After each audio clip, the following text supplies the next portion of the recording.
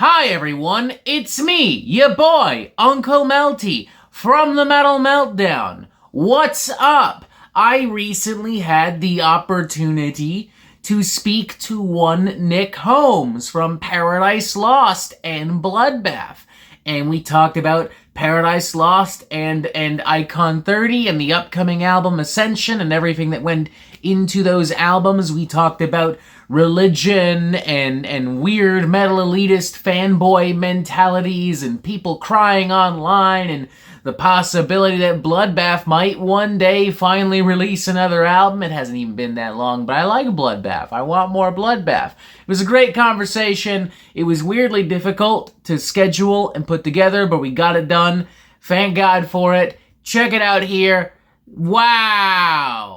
I'll get right into it because I know your time is a little limited today. I just want to thank you real quick for being here. Longtime fan and admirer of Thanks, your man. work.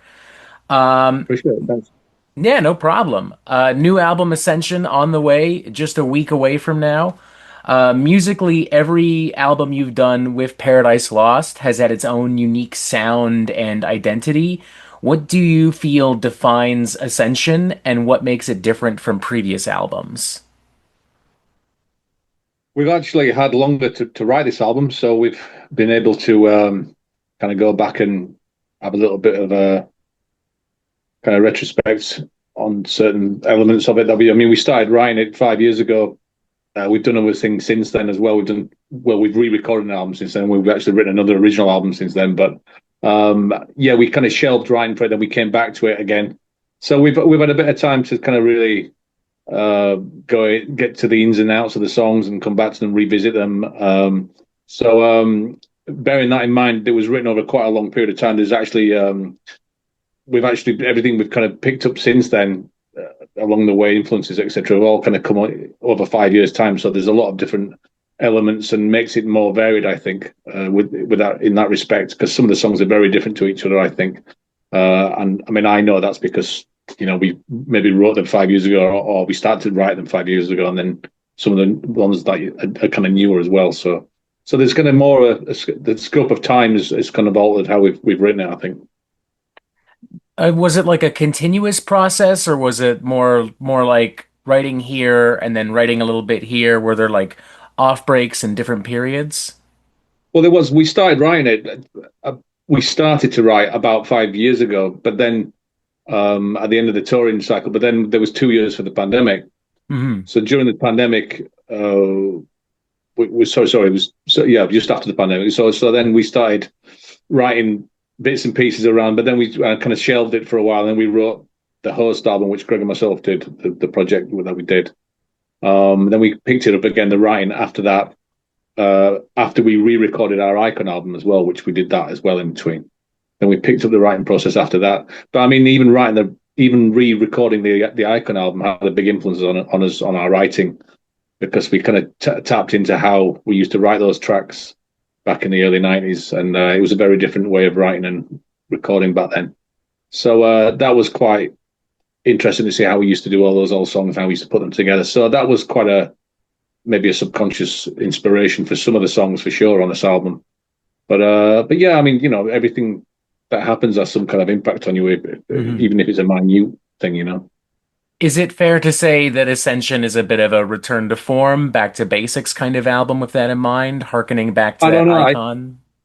It's for other people to decide. I mean, we kind of get that at every single album we do. I mean, particularly the last five albums, everyone always says it's back to basics, etc. We get that's. I mean, I wouldn't say it's like there's elements of Icon in some songs, and then some there is nothing to do with Icon. So it's not about trying to kind of bring back the 94, 93, 94 days. It's not about that. We always move forward, whatever we do. So it's just a case of you know, it was such a different time in the 90s and how we used to write. And it was quite interesting to think about how we used to compose all those songs back then. So it was more about that from our perspective, really. And also the singing style as well, because the singing style, I hadn't really approached that style for quite a while as well. So it was quite interesting to kind of bring that element to a couple of songs on this album. Icon 30 was really interesting too, because for me, listening to it, it was like it just kind of showed how well that album had really aged. Like it stood the test of time because like you guys sounded so good on that album. Like it was a you re-recorded it, sure, but it still had like all the charm and it still had that same impact of the original album. Yeah, it was a weird one because I mean, if you're used to the original how it sounds, you're never going to like the new version. You're never going to like it as much. It's impossible. If you kind of grew up enjoying that, it's like if Metallica re-recorded Ride the Lightning, it just wouldn't be as good as the original. I mean, you kind of get hard coded in liking the original, but you can still appreciate how it sounds in a modern context. Hmm. So for us recording that, it was a case of we had to make it sound as close to the original as possible. Um, but obviously with a more modern production value to it. So, I mean, we literally mirrored everything. I mean, when I did the vocals, I listened to the original and then I sang it, and then I listened to the original again to see if I got how close I got it. So that element took quite a lot of time, just purely trying to mimic exactly how I sang it on the album. Um, but yeah, I mean, it was like I said, it was a really interesting learning curve to redo it, and just singing it again just reminded me of when I was kind of in my 20s when we recorded it the first time, you know? Was there ever a temptation to kind of go like, oh, well, back in the day we did it this way, but I always kind of wanted to do it this way. Like this riff, always kind of wanted it to sound this way, or this drum, I kind of wanted it to always sound this Yeah, way. no, we would never do that because when we do an album, once it's recorded, it's set in stone as far as I'm concerned. It's if that's however good or however bad something is, when you record it, that's how it is, and that's how you wanted it, unless there's some huge mistake. Uh, but everything we've done, once it's done, and that's it. So I would never to just think, oh yeah, it should have been like this, because the fans of that album do not want it to be how you think it is now. They want it to be how it sounds on the album. So yeah, and that's from my own experience of being a fan of music. I wouldn't want anyone to kind of do a different solo or anything like that. Hmm. It's no, it's not the way.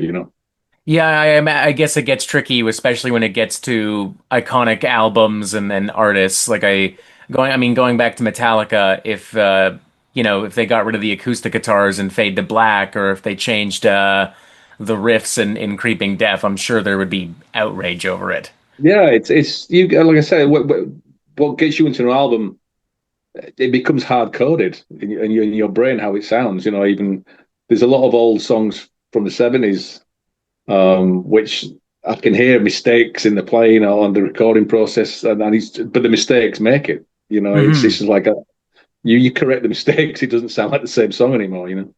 Yeah, it adds like a level of authenticity to it as well. Like it Yeah, yeah, feels and sound like I always love when you can really hear like people's fingers scraping on the guitar strings in like yeah, old yeah, blues songs and classic rock songs because it's like yeah, that's yeah, totally. it sounds completely legitimate.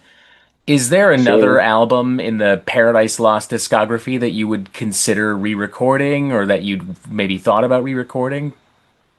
it's not. It's something that's usually asked of us. I mean, we don't kind of sit around thinking what can we re-record. It's usually some anniversary, and our management will see something, go, hey, what about this or that? I mean, that's the kind of nostalgia elements that we do, like playing an album in its entirety. It's usually we get prompted from management if we fancy doing it. But I mean, when we have done it, we've always really enjoyed it. Actually, it's always been a lot of fun. I mean, doing the Draconian Times album is always kind of it's always fun to revisit those times. But we initially say no to everything, then eventually we do it anyway. So that's what usually happens with us. You know. With that in mind, was there a moment at first where you were like, I don't want to do Icon 30, I want to do something else? The initial reaction is always the same. It's like, why? And then it's like, oh, all right. It's like, all right, And that could be fun, I guess. it's literally like that. It is literally like that. But I mean, we thought it was going to be a lot harder to do than it was. I mean, from my perspective, musically, I don't know. I'm not speak for Greg, but yeah, for me, it wasn't too bad actually. I quite actually enjoyed doing it. It was quite interesting. So yeah. Going back to Ascension for a moment, the album appears to be very much about religion and the human condition and the things that people do in hopes of getting into heaven, only for it to be meaningless. Was there a particular thing that inspired this kind of lyricism, or is this something you've always kind of thought about? I'm not really interested in religion, but I'm interested in why people are religious. I've had I kind of prefer to go behind the curtain and know why people believe in this or they don't believe in this, and what's happened in their lives to make them feel that way, that they have to believe in something. That I find that the human condition far more interesting than the actual, the supposedly the end game. I mean, it's more about that for me. It's kind of, I don't kind of banging on about God, and I'm not really interested in that at all. It's not my thing. But I do find what makes people believe in it really interesting. And I guess it all comes from a fear of death. I mean, I don't know what else it could be. But what drives you to that? Where it's years of, maybe your parents were very religious, and then therefore you are. In the same way that if your father likes football, you might like football as well. Maybe it's that kind of thing. Hmm. But it's for me, it's always about the kind of human condition and what's the backstory. I always love the backstory. I'm not really interested in where it's meant to be going. Hmm. Uh, Considering the themes of the album, how would you respond to somebody saying that Paradise Lost is anti-religion? Because it would be very easy for somebody to interpret even this conversation as perhaps you being anti-religious. No, I'm not anti-religion. It's a personal thing. I mean, if whatever floats your boat, if you Hmm. feel you need something as a crutch, um, I just think that there's something out there that no one's ever proven exists. Um, I'm not uncomfortable with it, but I just like again, I can only believe what I see, and I'm very much like that. But if it helps you through your life and makes you a better person, then go for it. What's wrong with that? Hmm. But I think the exploitation of people for organized religion, I don't think that's particularly a healthy thing, and perhaps abusing people that are not at their best in their minds and kind of swaying them in perhaps into something that isn't a good thing. That's not a good way of it. But I mean, anything personal, a personal belief is nothing. I don't see anything wrong with that. I'm with you 100%. I mean, especially nowadays, you see religion and organized religion being more and more mixed in with politics and social issues and business, and it just seems to be this massive thing that just controls so much all of the time. Yeah, it's like anything. I mean, once people are at the lowest ebb, then you can kind of take them up. You can kind of change them. But I mean, we've got. I mean, the song "Deceivers." That's pretty much about false prophets. That's about. I mean, I always find cults really interesting. Why people join cults. I find that I love documentaries on cults. I find them really really fascinating. But again, it's why people go there. What I'm interested. What's happened in their life that's made them think they're going to get some salvation in that area. That's to me. That's the backstory is always more. I'm more interested in that than the actual thing itself. Hmm. I have a quote of you from the PR release thing for this new album, Oh my saying, God, quote. hmm? Quote. Oh my Yeah, God, quote. nothing bad. Don't worry, you're not in trouble or nothing. But it's you saying, ironically, miserable music is always the most enjoyable to listen to and write, I guess. After 35 years of Paradise Lost, why is miserable music still so enjoyable, and what motivates you to keep writing it? Well, I mean, we haven't changed for a start. I mean, that's first and foremost. Everything we liked about music when we were teenagers, we still like it, and we Hmm. still listen to the music we listened to when when we were teenagers. So it's, um, I guess, when you first discover music. I mean, particularly in my instance, in our instance, heavy metal.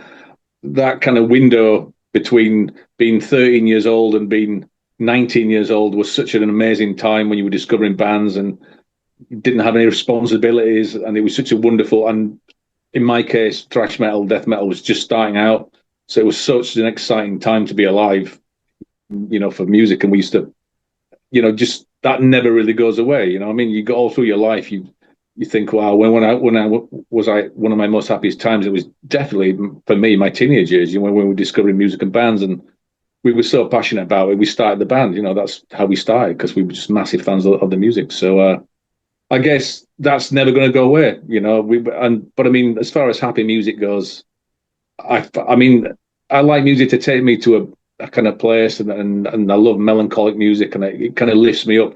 Happy music makes me feel genuinely depressed, and feeling genuinely depressed is not the same as feeling quite reflective or thoughtful. It's a totally different feeling completely. So I find feeling actually depressed is actually a very negative feeling, and it's not creative or it's not a nice emotion. So that's pretty much sums up what I meant by that, I guess.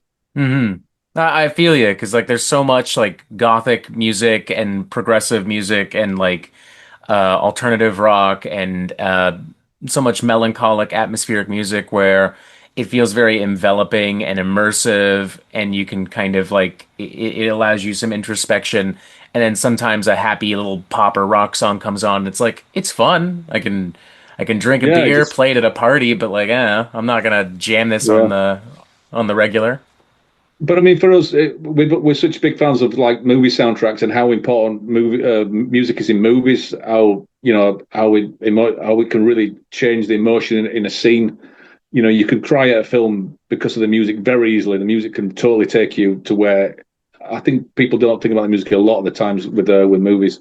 hmm So we try to just do that, but without the movie. Basically, we're trying to create some kind of cinema in your mind, maybe. You know. On that note, if Paradise Lost were to make a music for a movie, or maybe you personally with some other project for a movie, what kind of movie do you think you'd want that to be? No, it'd definitely be a horror film, 100%. Yeah, Amazing. yeah, it would yeah, totally. Yeah, I'm a big fan of horror, the horror genre. Yeah, for sure. But it kind of goes hand in hand with heavy metal anyway, you know. So I started watching horror movies when I was a kid in the '70s, and then I got into heavy metal Mhm. in the early '80s. So it just kind of went horror and metal just goes hand in hand as far as I'm concerned, you know. Oh, absolutely. It's like peanut butter and jelly. They have this Yeah, like for sure. Yeah. very complementary relationship. I mean, as far back as like the late 60s, early 70s. I mean, Black Sabbath back in the day, they loved Christopher Lee and Vincent Price and old Italian Yeah, for horror sure. Yeah, movies and stuff. yeah. Well, I mean, that's where the name came from for sure with Black hmm Sabbath, you know. So yeah, definitely. You also worked with Gregor in Host, which is a continuation of the album Host and the sound of that album, controversially so. I've spoken to many people who are not a fan of it. I, for the record, am. But what inspired you to revisit the sound and era of that particular time of Paradise Lost, but with a new project? I mean, it wasn't necessarily meant to be a continuation of the Host album. I mean, I think it's quite different to that actually.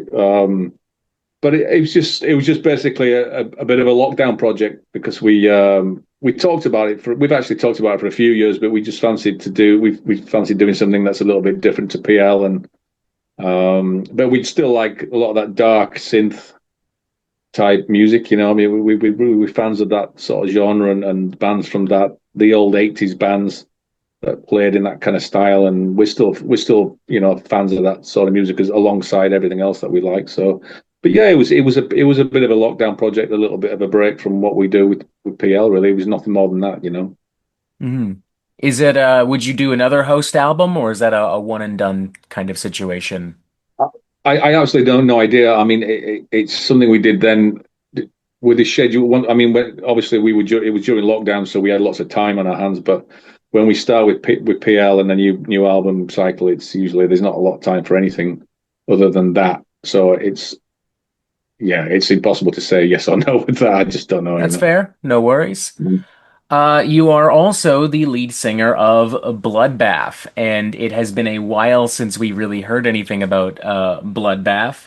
What are the chances of a new album in the next couple of years or so? I hope so. Yeah, I mean, we haven't actually started with anything just yet. I mean, we started out mainly just to kind of play the festivals and. As far as playing live goes, we never intended to do mega massive long tours or anything like that. It was always about kind of doing the big festival shows and that kind of showcase type events. So, which we've pretty much done throughout the last sort of 10 years that I've been in the band. hmm Um, Yeah, I mean, I don't know. It's how long is a piece of string? That's. I mean, hopefully we can get it together in the next year or two. But yeah, I mean, we're booking shows for next year, so we're still out there. But yeah, we'll see. Like I say, let's see what happens. Wonderful, wonderful. And I'd like to start wrapping up by asking you one more question. So I remember when you joined Bloodbath back in 2013, and I don't know if you were paying a lot of attention to the death metal internet and metal blogs and stuff at the time, but there was quite a bit of resistance online in that moment.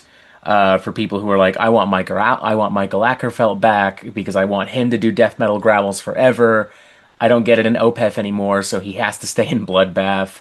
Were you aware of all of that, and did it ever affect anything you were doing or how the band was doing? Oh yeah, I was 100% aware of all that, of course. But I mean, Mike's a good friend of mine anyway, so we used to laugh about it. I mean, it's yeah. I mean, I was 100% aware of that. Yeah, no, but that's what the whole sort of point because it was kind of a shock when when I was announced. I remember we were kind of doing teasers for it because no one knew at that point, and it was quite funny. They put an English telephone box in a picture which represented someone from England to try and kind of give clues away for who was going to do it. But yeah, no, there was. I mean, it's I mean, I'm an old death metal kid. I know how narrow-minded I was when I was a teenager. There's no fucking way I would want me to join Bloodbath. So, and obviously, I would want Mike to do it. But yeah, I mean, we're totally aware of it. So, but it was. If I thought it was going to be a problem for me, I wouldn't have joined. I would have said no. I wouldn't have joined. If I was worried about that aspect. I would have said, if I thought it was going to be a problem for me mentally, I Hmm. wouldn't have done it. But I just, whatever, you know. But yeah, of course. It's funny too because this was kind of around the time that I was starting to really get into like a lot of death and extreme metal.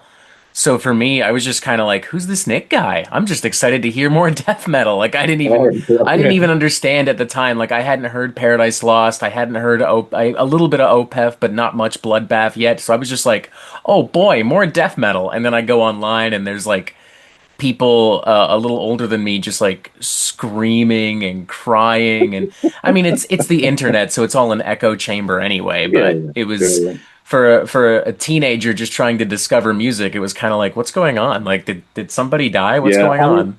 I mean, with PL, we've had a very varied musical history. Like we've really gone, we've gone from extreme death metal to totally the opposite, and then back again, and blah blah blah. And so I totally expected it. If we'd stayed total death metal since we started, and there was still as much negativity, then maybe my feelings would have been hurt. But I understand why people were kind of waving flags about it a little bit. I can see why. But it was great. It's been great. I can't believe it's been 10 years. Actually, that's insane. It's kind of scary actually. How fast that's gone. Funny enough, you've been in Bloodbath longer than any other singer was in Yeah, Bloodbath, I, despite I all know. the Yeah, controversy, quote unquote. yeah, but we still get this. I still get the same comments though. About wish it was Mike. Is Mike back yet? Ugh, that's a little Yeah, unfortunate.